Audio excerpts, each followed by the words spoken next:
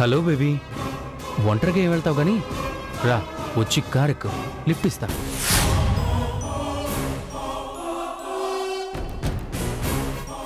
Hello hello hello, ఆగాగు.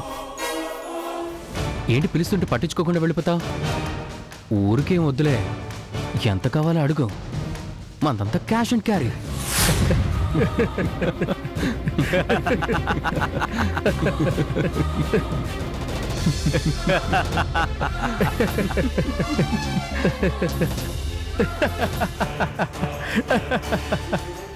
మీ అక్కనో చెల్లిని కూడా ఇలాగే అడుగుతావా రాస్కల్?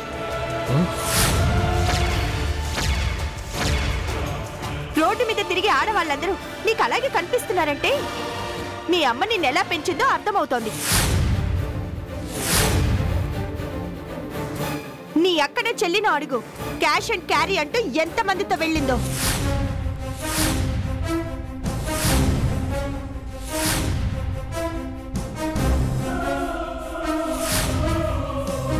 ఏం కుసవే, నిన్ను ఇలా కాదే.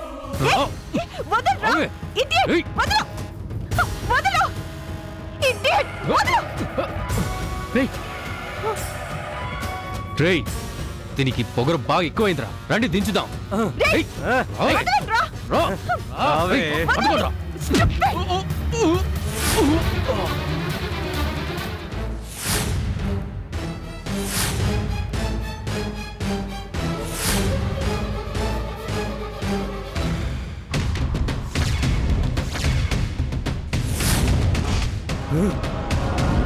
మా వాడిని కొడతావరా?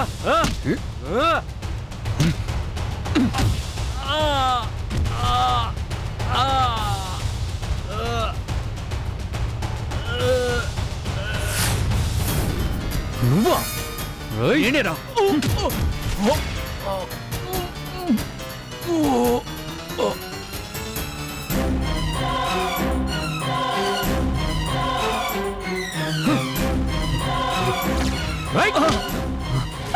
అయ్యో అజిత్ గారు,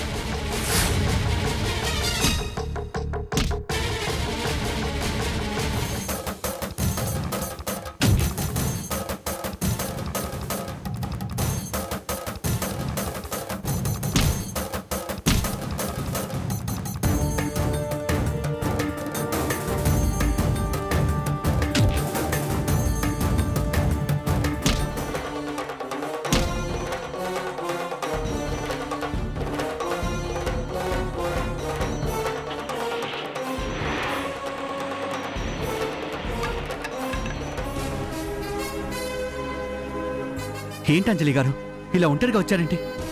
కార్ ఏది? నేను మా అమ్మని చూడ్డానికి జైలుకి వెళ్ళొస్తున్నాను, కారులో రాలేదు. సరే రండి, ఇంటి దగ్గర దింపుతాను. వద్దు, నేను వెళ్తాను. ఇంటి ముందు కాదు, కొంచెం దూరంలోనే ఆపుతానండి. అది ఇంకా మంచిది కాదు, నేను వెళ్ళగలను. Thank you.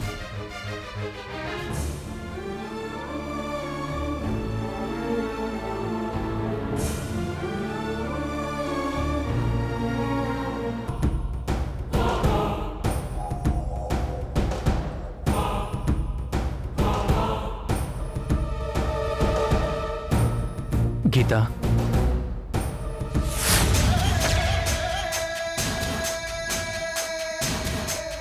రోహిత్, ఏంటిది? ఏమైంది? ఈ దెబ్బలేంటి?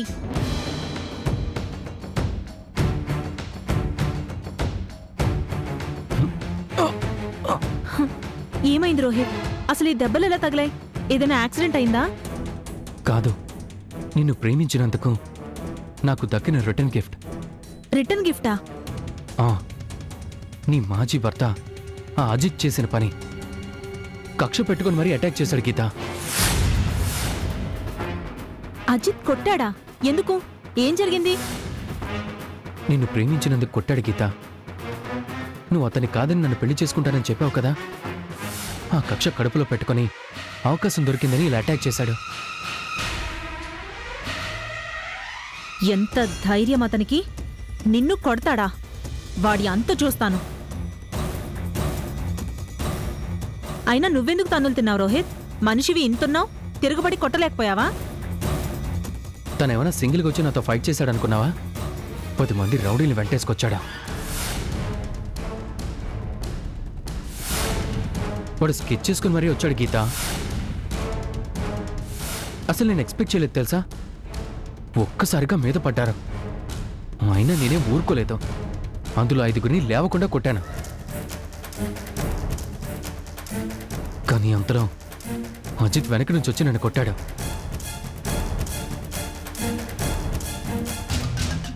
వెనక నుంచి దెబ్బ తగిలేసరికి నా దగ్గర సమాధానం లేకపోయింది. అప్పటికి చాలాసేపు పోరాడి తరిమి కొట్టాను. కానీ నాకు చాలా దెబ్బలు తగిలే.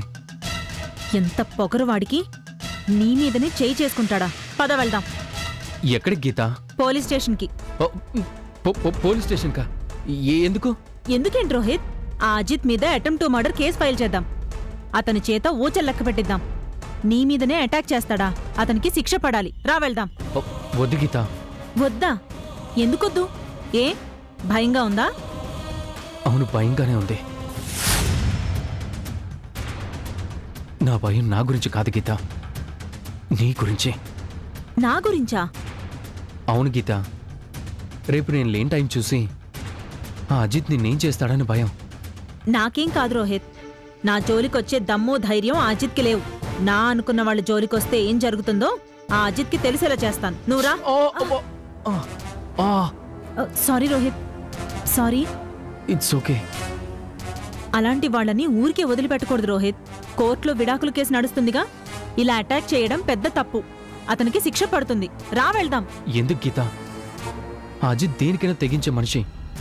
మనం కేసు పెట్టడానికి వెళ్తే నేనెవరో ఒక అమ్మాయిని ఏడిపిస్తుంటే తనొచ్చి కాపాడానని అబద్ధం చెప్పినా చెప్తాడు. వాడు ఫుల్ జల్సీతో ఉన్నాడు. దేనికైనా తెగిస్తాడు. ఇది కేవలం నీకు తెలియటం కోసం చెప్పాను, కానీ వాడిని ఏదో చేద్దామని కాదు గీత. వదిలే. నువ్వు వదిలేసినా సరే నేను మాత్రం తన్ని వదలను. నీ జోలికొచ్చాడు కదా, తన సంగతేంటో తేల్చుకుంటాను.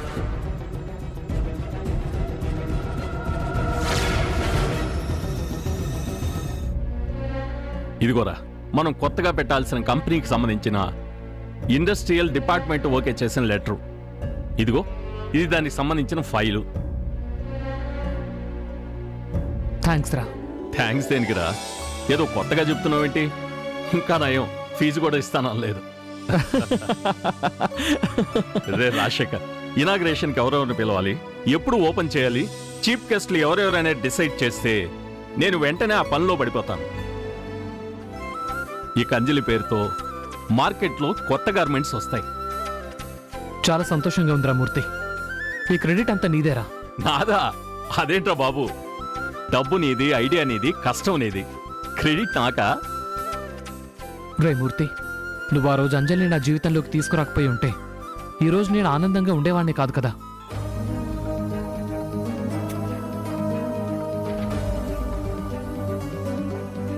నిజంగా మాధవి పోయాక నా జీవితం ఒక్కసారిగా ఆగిపోయింది. గుండ్రంగా తిరిగే భూమి ఒక్కసారిగా ఆగిపోతే ఏమవుతుంది? ఎన్ని ప్రళయాలు పుట్టుకొస్తాయి చెప్పు. నా జీవితంలో కూడా అలాంటి ప్రళయాలే వచ్చి పడ్డాయి. ఒకవైపు పాప భవిష్యత్తు, మరోవైపు నా లైఫ్, ఇంకోవైపు బిజినెస్. ఇవన్నీ ఎలా డీల్ చేయాలో తెలీదు. పాపని ఎలా పెంచాలో తెలీదు. అసలు ఎప్పుడు తెల్లారుతుందో ఎప్పుడు చీకటి పడుతుందో కూడా తెలిసేది కాదు. నేను దగ్గరుండి చూశాను కదరా. అసలు నువ్వు తిరిగి కోలుకుంటావని అనుకోలేదు. అదంతా అంజలి గొప్పతనమేరా. పాపకి ఆయలో వచ్చి పాపకి అమ్మే కాదు, నాకు అమ్మలాగే మారిందిరా. నాకు ఎప్పుడు ఏది కావాలో తనకు తెలుసు, ఎప్పుడు ఏది అందించాలో తనకు తెలుసు. నాకు ఏది ఇష్టమో చెప్పకుండానే అర్థం చేసుకుంటుంది. పెళ్లి చేసుకుంటే అందరికీ భార్య దొరుకుతుందిరా, కానీ నాకు నా బిడ్డకి అమ్మే దొరికింది.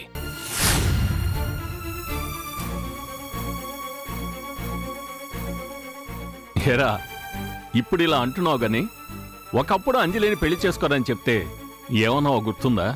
నా మీద ఫైర్ అయ్యావు కదరా, మర్చిపోయావా? ఆ రోజు నేను అలా అనడానికి కారణం ఉందిరా. తన జీవితం ఏంటో తెలీదు, తన మనసులో ఎవరున్నారో తెలీదు. నేను నా స్వార్థం కోసం పెళ్లి చేసుకోవాలనుకోవటం తప్పే కదరా.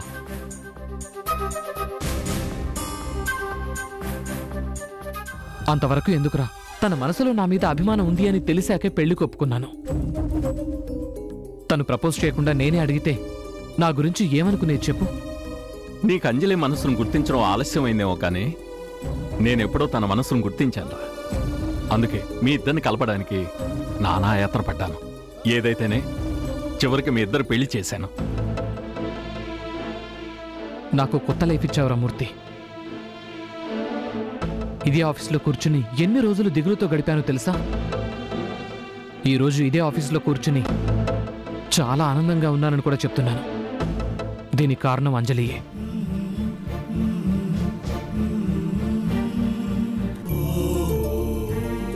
ఎంత సహనమో తెలుసారా?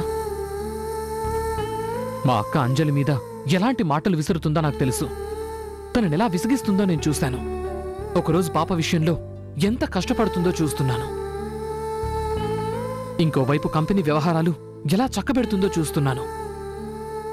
ఇంత జరిగినా సరే ఏ రోజు నా దగ్గరకొచ్చి ఇది నా కష్టంగా ఉంది, దీనివల్ల నేను ఇబ్బంది పడుతున్నాను అని ఒక్క మాట కూడా చెప్పలేదురా.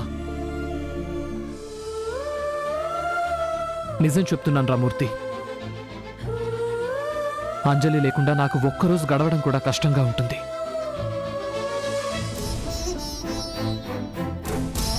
మంచితనానికి, సహనానికి, సంస్కారానికి నిలువెత్తు నిదర్శనం అనుకో.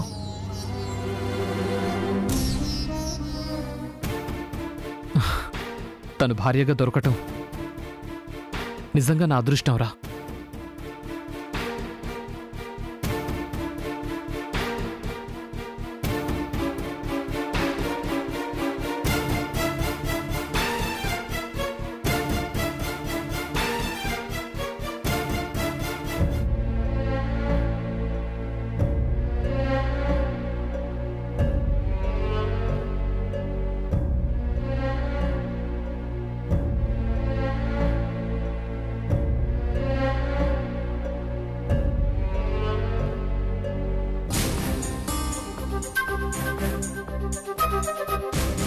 రాజశేఖర్ గారు అంజలిని చాలా డీప్గా ప్రేమిస్తున్నారు.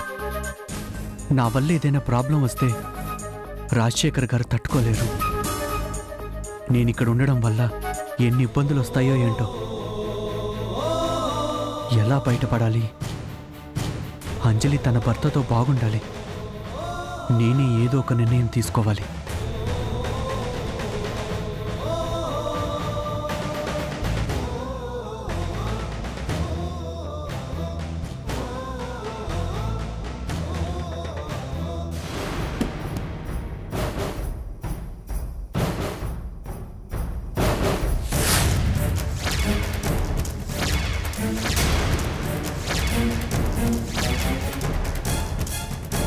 నువ్వా?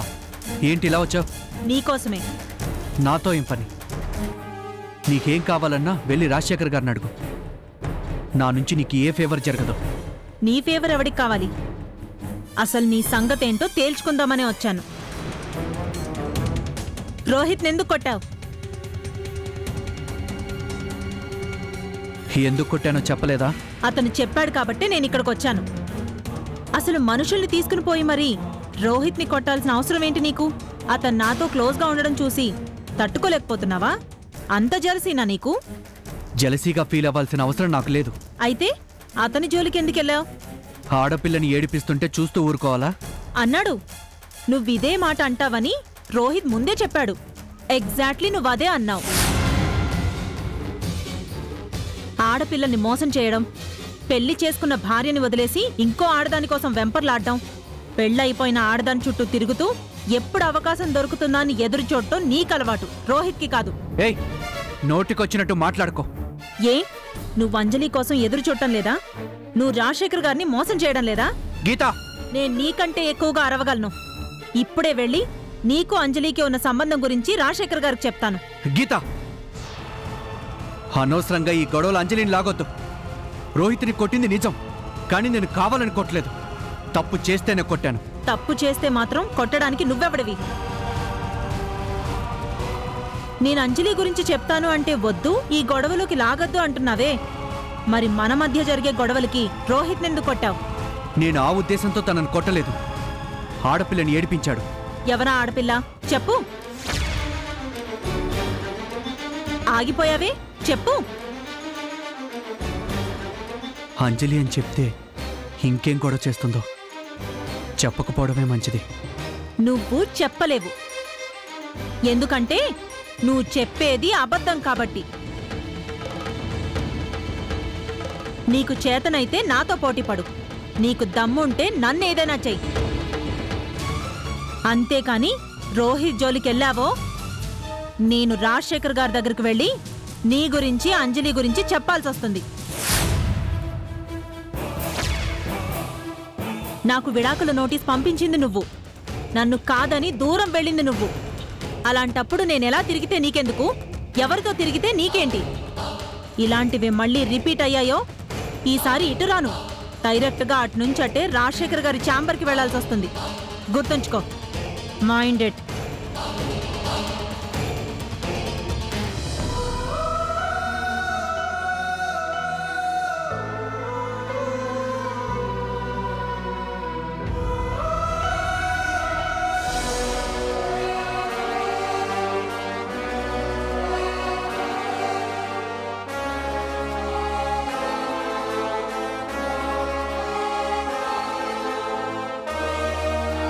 लक्ष्मीं क्षीरसमुद्रराजतनयां श्रीरङ्गधामेश्वरीं दासीभूतसमस्तदेवनितां लोकैकदीपाङ्कुराम् ॐ ध्यायेत् पद्मासनस्थां विकसितवदनां पद्मपत्रायदाक्षीं हेमाभां पीतवस्त्रां करकलितलसद्देवपद्माम्बराङ्गीं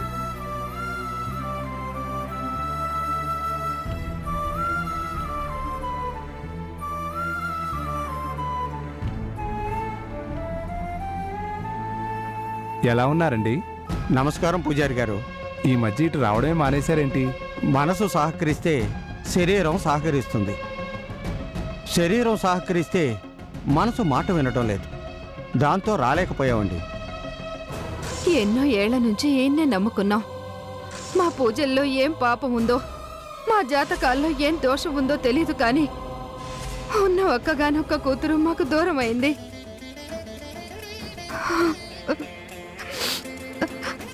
ఏడిస్తే మాత్రం పోయిన కూతురు తిరిగి వస్తుందా? ఎందుకే కన్నీళ్ళు పెట్టుకుంటావు?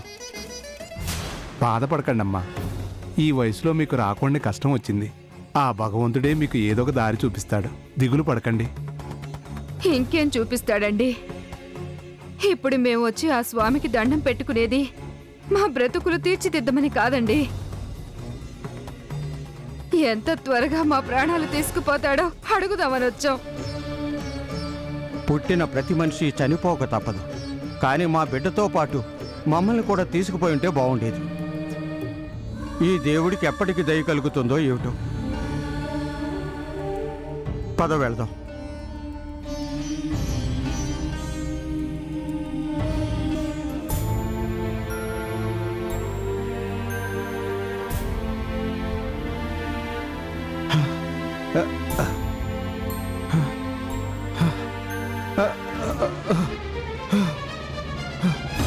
అయ్యో ఏమండి, ఏమైందండి? ఏమండి ఏమండి? అయ్యో ఇలా కూర్చోండి, కూర్చోండి. అయ్యో ఏమండి, ఏమైందండి? అయ్యో ఏమండి, ఏమండి? అయ్యో నీళ్లు కూడా అయిపోయాయి బాబు. అయ్యో ఏమండి, ఏం కాదండి. అయ్యో అయ్యో ఏమైందండి? మంచినీళ్ళు కావాలి, నీళ్ళు ఎక్కడైనా ఉన్నాయమ్మా? మా దగ్గర లేవమ్మా, పైన గుడిలో ఉంటాయి. నేను వెళ్ళి తీసుకున్నాయా? ఇటు ఇవ్వండి. అయ్యో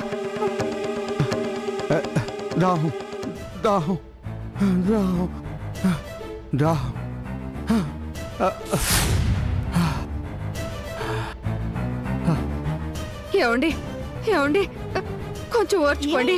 ఎవరో పెద్ద ఆయన పడిపోయారు, మంచినీళ్ళు తేవడానికి పైకి వెళ్ళింది. అప్పటిదాకా ఆయన అలాగే వదిలేస్తారా? ఏమండి కొంచెం ఓర్చుకోండి, మీకేం కాదండి.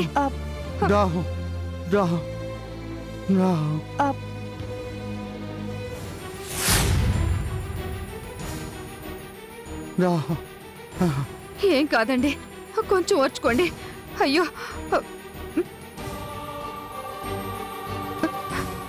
ఏమండి, ఓర్చుకోండి, కాస్త ఓర్చుకోండి. తాగండి. ఏమండి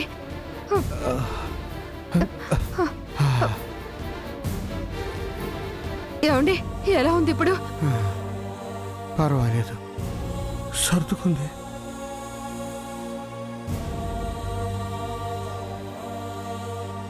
అమ్మా, సమయానికి దేవతలా వచ్చి ఆదుకున్నావు తల్లి.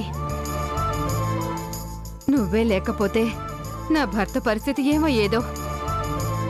దేవుడి దగ్గర కొట్టాల్సిన కొబ్బరికాయ ఇక్కడే కొట్టేసావేంటమ్మా? పర్వాలేదులేండి, ఆ కొబ్బరికాయ ఇలాంటి మంచి పనికి ఉపయోగపడింది కదా, దేవుడికి కొట్టినట్టే. మానవ సేవే మాధవ సేవ అన్నారు. ఇది కూడా భగవంతుడికి సేవ చేసుకోవటమే. చాలా బాగా చెప్పావమ్మా. నీ పేరేంటి తల్లి? అంజలి. ఇవిగోండి. చాలా థ్యాంక్స్ అమ్మా. వెళ్ళొస్తామమ్మా. జాగ్రత్తగా తీసుకెళ్ళండి. మెల్లగా లేవండి.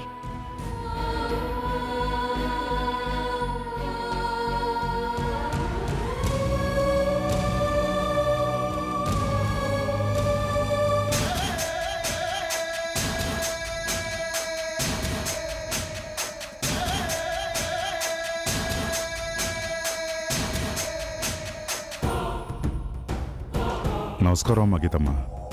నమస్కారం, కూర్చోండి. మీరెలా ఉన్నారు? ఏదైనా పనులు నడుస్తూ ఉంటే ఎవరైనా బాగుంటారమ్మా. ఎక్కడి పనులు అక్కడే ఆగిపోయానుకో ఎవరి మొహంలోనైనా దిగులే కనిపిస్తుంది.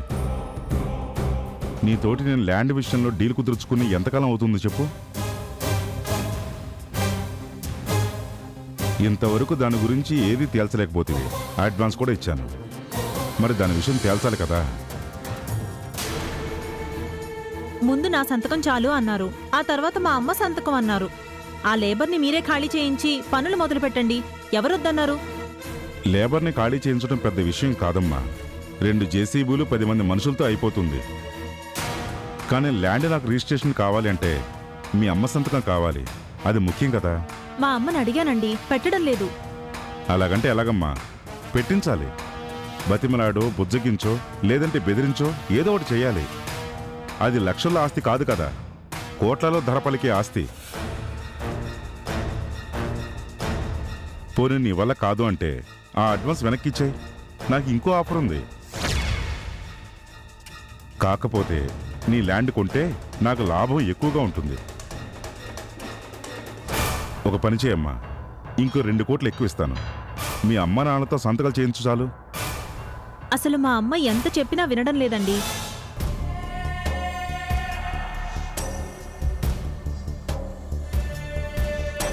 అలాంటప్పుడు వాళ్ళని అడ్డు తప్పించే మార్గం చూడు.